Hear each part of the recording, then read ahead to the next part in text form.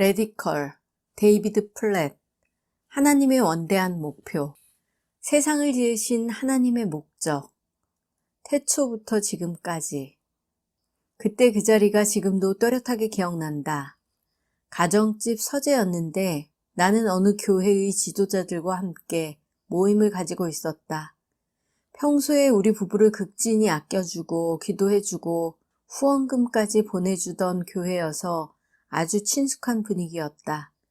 내 옆에는 담임 목사가, 맞은편에는 집사 2명이 앉아 있었다. 그날은 토요일 저녁이었는데 다음날 아침 주일 예배에서 설교를 해달라는 요청을 받은 상태였다. 편안히 앉아 대화를 나누던 도중에 누군가 우리 부부의 근황을 물었다. 자연히 당시에 살고 있던 뉴얼리언스에서 도시 목회를 하고 있다는 이야기가 나왔다. 빈곤과 조직폭력에 시달리는 빈민가의 상황을 전하고 갖가지 중독 증상과 힘겨운 싸움을 벌이고 있는 노숙자들의 처지를 설명했다. 아울러 요즘 들어 하나님이 세계 곳곳에서 사역할 기회도 주셨다고 말했다. 전통적으로 기독교에 대해 적대적이었던 지역 주민들이 복음에 대해 마음을 열기 시작했다고 전했다. 그리고 도시 목회가 됐든 해외 선교가 됐든 하나님이 가장 어렵고 까다로운 곳에서 그분의 백성들을 불러 모으고 계시는 것이 아닌가 싶다고 말했다. 잠시 말을 멈추고 반응을 살폈다. 다들 나만큼 감격스러워 할 줄 알았다. 얼마간 어색한 침묵이 흐른 뒤에 집사 가운데 한 명이 내게 시선을 고정시킨 채 의자 등받이에 몸을 깊이 묻으며 말했다. 어려운 곳에서 대단한 일을 하시는 것은 알겠습니다만 굳이 제 의견을 물으신다면 차라리 하나님이 그런 인간들을 싹 쓸어다가 지옥에 쳐넣어 버리시면 좋겠습니다. 뒤를 의심했지만 분명히 그렇게 말했다. 얼마나 충격을 받았던지 입이 떨어지지 않았다. 어떻게 대꾸해야 할지 알 수가 없었다. 무슨 말이든 해야겠는데 할 이야기가 없었다. 싹 쓸어버린다? 그것도 모자라 지옥에 쳐넣는다? 잠깐 정적이 감돌았지만 마치 아무 일도 없었다는 듯 이내 대화가 이어졌다. 계속되는 이야기들은 점입가비광이었다. 다음 날 교회로 가서 예배에 참석했다. 담임 목사가 일어나서 환영 인사를 했다. 다짜고짜 미국에 살고 있다는 것이 얼마나 감사한지 모르겠다는 말로 이야기를 시작했다. 애국심을 강조하는 열정적인 연설이 한참이나 계속됐다. 도대체 왜 예배 시간에 그런 말을 하는지 알 수 없었다. 다음 몇 분 동안은 미국이 아니라면 세상 어디에 가서도 살고 싶지 않다는 말이 이어졌다. 여기저기서 아멘을 외치는 소리가 터져나왔다. 국수주의적인 열기가 예배당을 뜨겁게 달궜다. 혹시 다음 순서가 국가 재창이 아닌지 걱정스러울 지경이었다. 마침내 내 차례가 되었다. 나는 강단에 올라서서 복음을 들고 열방을 향해 나가라는 메시지를 전했다. 설교를 마치고 내려오자 담임 목사가 회중 앞에 서서 예배를 마무리하며 말했다. 데이비드 목사님이 뉴얼리언즈와 세계 곳곳에서 하고 계신 일에 우리 모두 깊이 감동을 받았습니다. 그처럼 참담한 지역에서 섬기는 모습을 보니 우리들 역시 고무되는 것 같습니다. 그리고 앞으로도 계속 후원금을 보내드리겠습니다.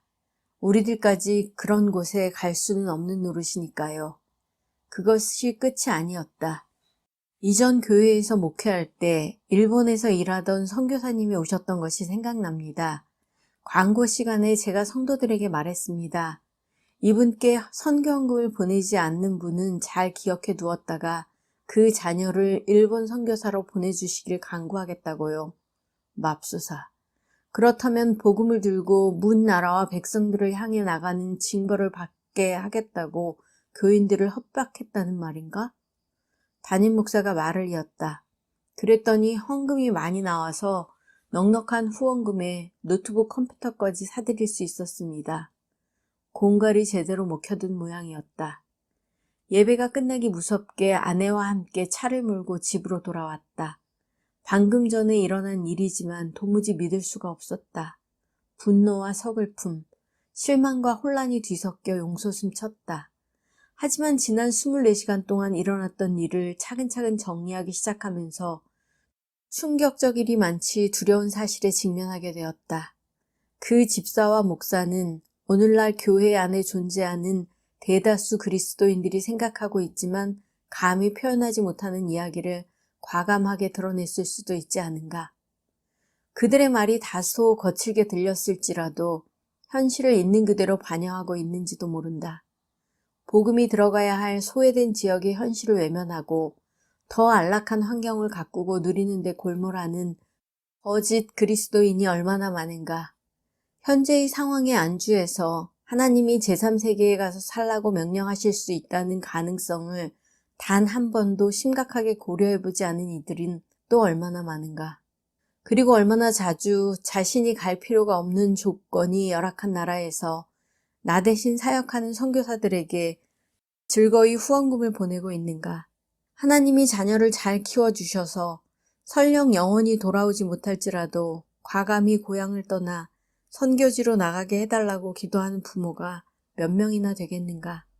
복음을 들고 기독교의 적대적인 나라의 백성들을 찾아가는 일에 삶을 들인 이들이 얼마나 되는가.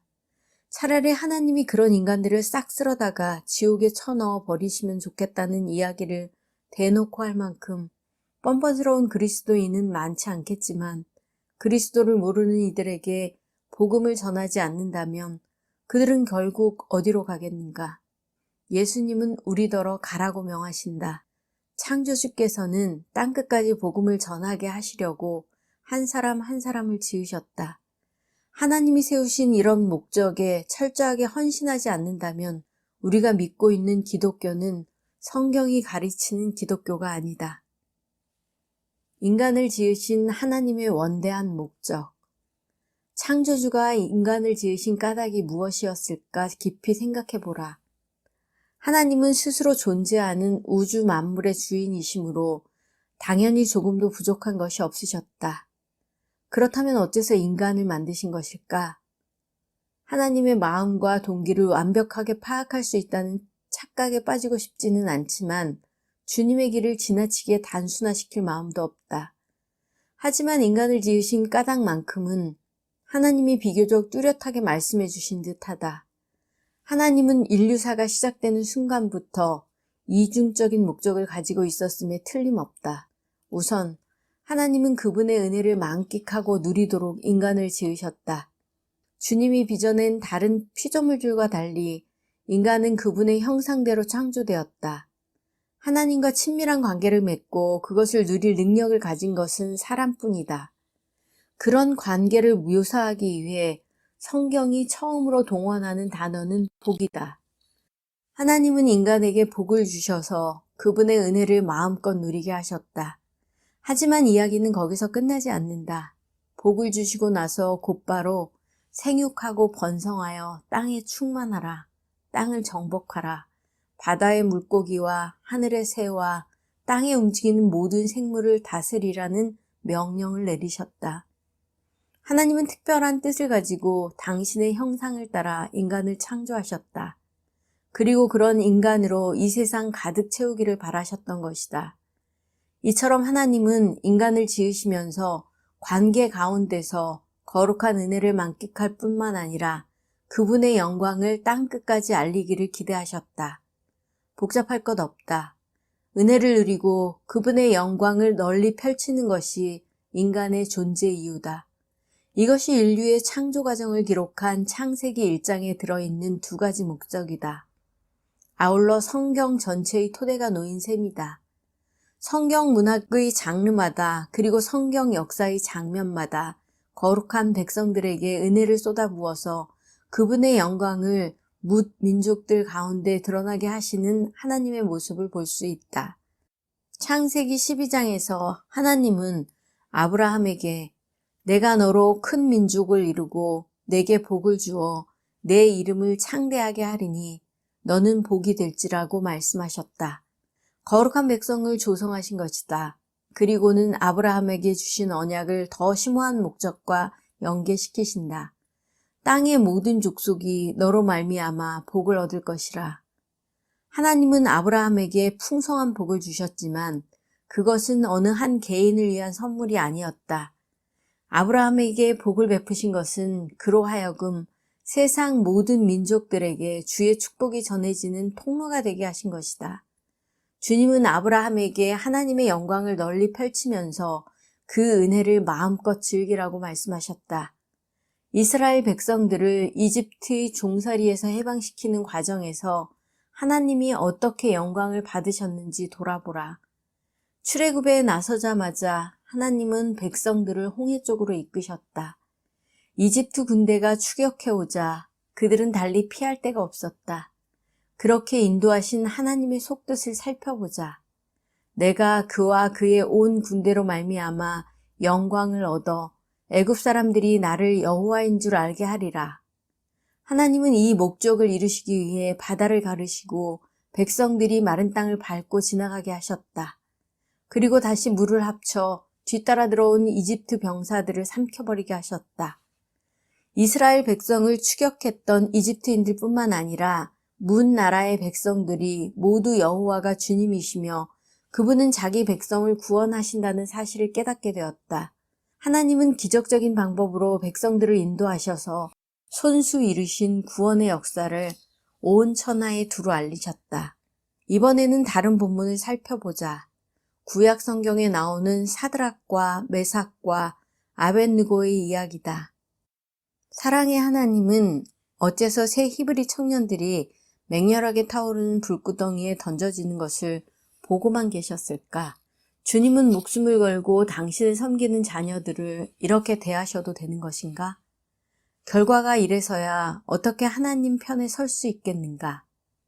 그리스도인이라면 누구나 이 본문을 읽고 감동을 받지만 정작 핵심을 놓치는 경우가 많다. 느부갓네살이 말하여 이르되 사드락과 메삭과 아벳느고의 하나님을 찬송할지로다. 그가 그의 천사를 보내사 자기를 의뢰하고 그들의 몸을 바쳐 왕의 명령을 거역하고 그 하나님 밖에는 다른 신을 섬기지 아니하며 그에게 절하지 아니한 종들을 구원하셨도다. 그러므로 내가 이제 조서를 내리노니 각 백성과 각 나라와 각 언어를 말하는 자가 모두 사드락과 메삭과 아벳느고의 하나님께 경솔히 말하거든 그 몸을 쪼개고 그 집을 거름터로 삼을지니 이는 이같이 사람을 구원할 다른 신이 없음이니라 하더라.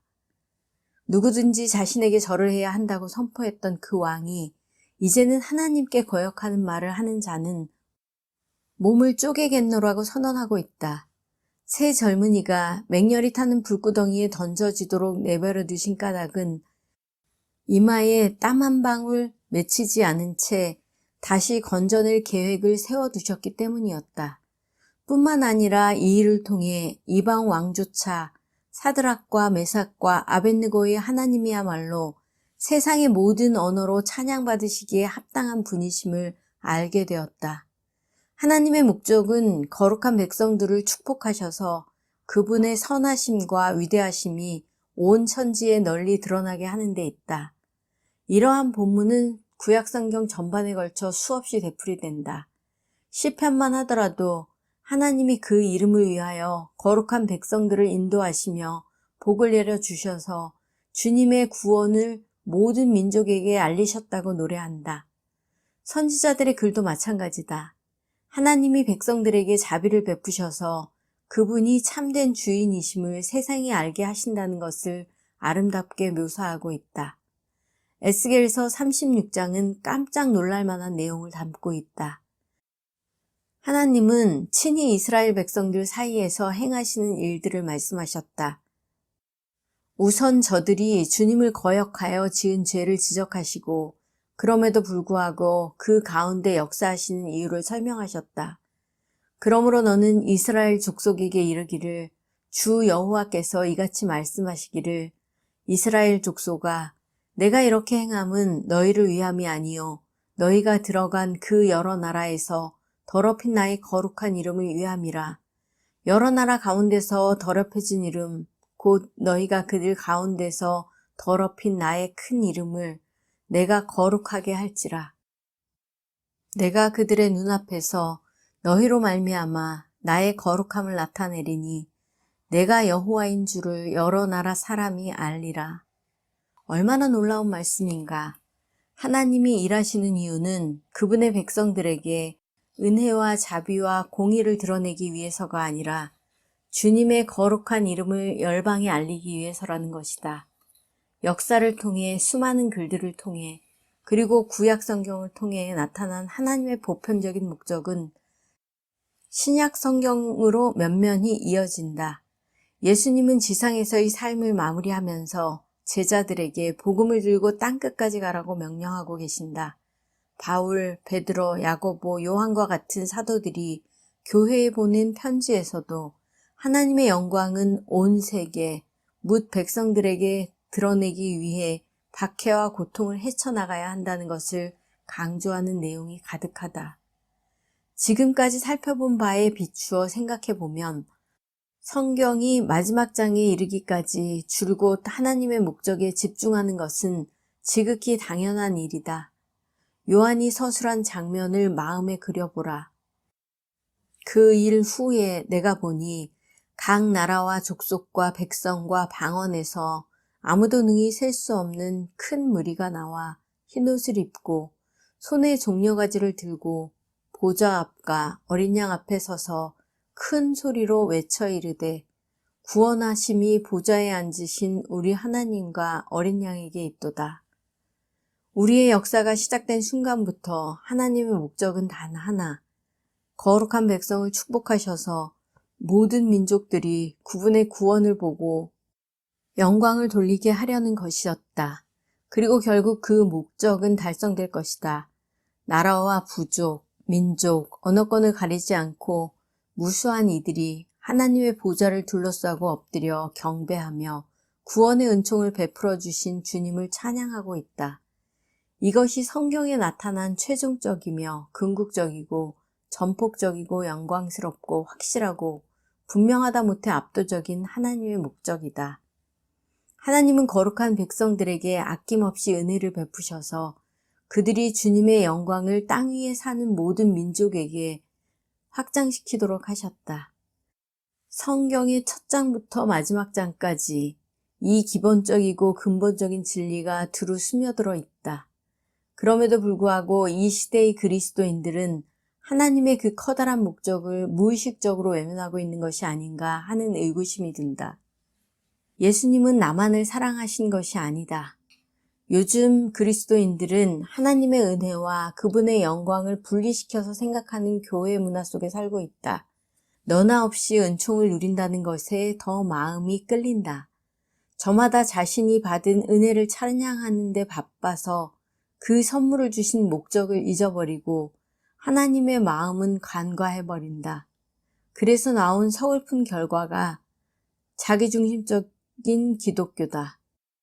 주일 예배에 참석한 평균적인 그리스도인에게 기독교의 메시지를 한마디로 요약해 보라고 부탁하면 10중 8구 하나님은 나를 사랑하신다라는 대답을 듣게 된다. 기껏해야 하나님은 독생자 예수 그리스도를 보내셔서 대신 돌아가시게 할 만큼 나를 사랑하신다는 정도일 것이다. 듣기에는 멋진데 그것이 과연 성경적일까? 말씀에 비추어 불완전하다고 생각하지 않는가? 하나님은 나를 사랑하신다라는 가르침은 성경이 말하는 기독교의 핵심이 아니다. 하나님은 나를 사랑하신다가 기독교의 중심 메시지라면 기독교의 지향점은 무엇일까? 하나님은 나를 사랑하신다. 목적어는 나다. 기독교가 추구하는 목표가 다름 아닌 내가 되는 것이다. 그래서 교회를 찾을 때 음악이 내 취향과 같은지, 프로그램이 나와 내 가족의 입맛에 딱 맞아떨어지는지 생각하게 된다. 어떤 직업을 가지고 어떻게 살 것인지 계획을 세울 때 무엇이 나와 내 식구들에게 가장 유리한지 점검한다. 살 집과 탈 차, 입을 옷, 살아갈 방도를 결정할 때 무엇이 나에게 가장 잘 맞는지를 기준으로 선택한다. 이것이 현대 문화에 깊이 물든 기독교의 현주소다. 그러나 이것은 결코 성경에 나타난 기독교가 아니다. 마치 인간이 신앙의 대상이 되기라도 하듯 하나님은 나를 사랑하신다로 끝나는 것은 성경적인 기독교의 메시지가 아니다. 말씀이 지향하는 기독교의 진정한 메시지는 하나님은 나를 사랑하셔서 주님을 열방에 널리 알리게 하셨다는 것이다. 그래야 하나님이 신앙의 지향심이 되며 그분을 중심으로 한 기독교의 모습이 갖춰진다. 인간은 목표가 될 수 없다. 그 자리는 하나님의 몫이기 때문이다. 하나님은 스스로 중심이 되신다. 구원 사역에서도 마찬가지다. 에스겔서의 말씀을 잊지 말라. 주님은 구원을 베푸시지만 인간이 아니라 그분의 거룩한 이름을 위해서 역사하신다. 우리를 구원하심으로써 그 이름을 만방에 널리 선포하고자 하신 것이다. 사랑도 마찬가지다. 하나님은 세상에 사는 수많은 자기 백성들을 사랑하신다. 충격적인 선물의 이면에 숨은 동기가 있었는지 은혜를 베푸시는 최종 목적이 우리가 아니라는 뜻인지 묻고 싶은가? 성경의 답변은 분명하다. 인간은 우주의 중심이 아니다. 모든 것은 오직 하나님을 중심으로 돌아갈 뿐이다. 이쯤에서 자연스럽게 떠오르는 의문이 있다. 하나님을 너무 이기적인 분으로 몰아넣는 것이 아닌가 하는 것이다. 어떻게 자기 자신을 높이는 것이 목적이 될 수 있는가? 좋은 질문이다. 그럼 이런 점들을 먼저 짚어보는 것이 좋겠다. 하나님 외에 도대체 누구를 찬양하겠는가? 누군가 또는 무언가를 찬양하는 바로 그 순간 주님은 더 이상 온 우주의 영광을 받으실 만큼 위대한 분이 될 수 없다. 그것이 하나님의 본연의 모습임에도 불구하고 말이다. 오해나 착각에 빠지지 않도록 조심해야 한다. 하나님이 인간을 사랑하지 않으신다는 이야기를 하는 것이 아니다. 우리는 성경 어디를 펴든 거룩한 백성을 향한 하나님의 친밀하고 특별하고 놀라운 열정을 찾아볼 수 있다.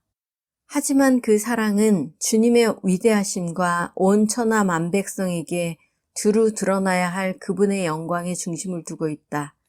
하나님의 목적과 주님이 베푸시는 은총을 분리해서 생각하다 보면 결국은 은혜의 핵심이 빠진 비성경적이고 자아도취적인 기독교에 빠지게 된다. 하나님이 보편적이고 포괄적인 목적을 위해 한 사람 한 사람을 창조하시고 구원하셨다는 것은 가장 기초적인 진리에 속한다. 그러나 조심하고 주의를 기울이지 않으면 예외 규정을 만들고 싶은 유혹에 시달리게 될 것이다. 영적인 연막을 치고 인간적인 위안을 찾아서 그리스도의 우주적인 전략을 제쳐주는 오류 말이다. 그리스도인과 교회를 둘러싸고 있는 문화가 제시하는 함량 미달의 전략들에 안주하게 된다.